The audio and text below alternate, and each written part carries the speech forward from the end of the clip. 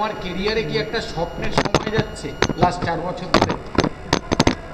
মোহনবাগানের হয়ে খেলা আমার কাছে স্বপ্নই, আর ট্রফি জেতা সব প্লেয়ারেরই স্বপ্ন থাকে এবং আমি চাই যে এই বছর আমরা আর একটা ট্রফি জিতি এবং ডাবল করতে পারি।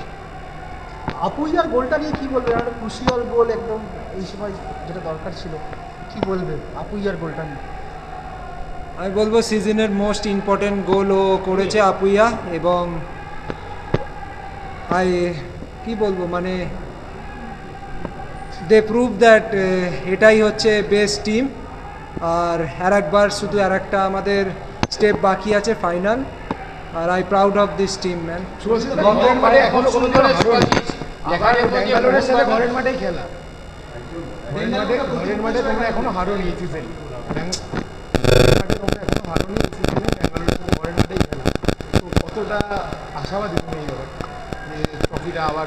সুনীলের মতো প্লেয়ার রয়েছে অপোনেন্টে অবভিয়াসলি ভালো প্লেয়ার থাকবে, কিন্তু আমাদের হোম গ্রাউন্ড, আমাদের মেরিনাস যোদ্ধারা আমাদের পেছনে থাকবে 12 ম্যান হয়ে, আর আমরা ট্রাই করব যাতে এবছর আমরা আইএসএল ট্রফিটা জিততে পারি।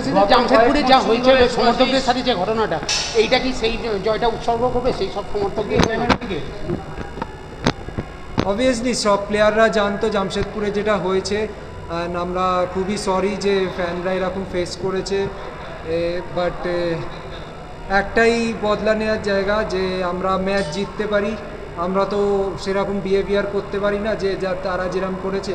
আমরা ম্যাচ জিতেছি, জিতে বদলা নিয়েছি, এবং আমাদের সকল মেরিনাস ফ্যান্সদেরকে এই উইনটা উৎসর্গ করছি। এবং আমি সবাই মেরিনাস ফ্যান্সদের বলবো 12 তারিখ মাঠে আসুন, আমাদেরকে সাপোর্ট করুন, এবং আমরা 100% ট্রাই করব এবছর আইএসএল ট্রফি যাতে কলকাতায় থাকে। গত কয়েক মরশুম ধরে দেখা যেত যে মোহনবাগান এগিয়ে গিয়ে শেষের দিকে গোলকে পয়েন্ট খোয়াচ্ছে বা হারাচ্ছে, এখন ছবিটা ঠিক উল্টো, মোহনবাগান শেষের দিকে গোল করে জিতছে।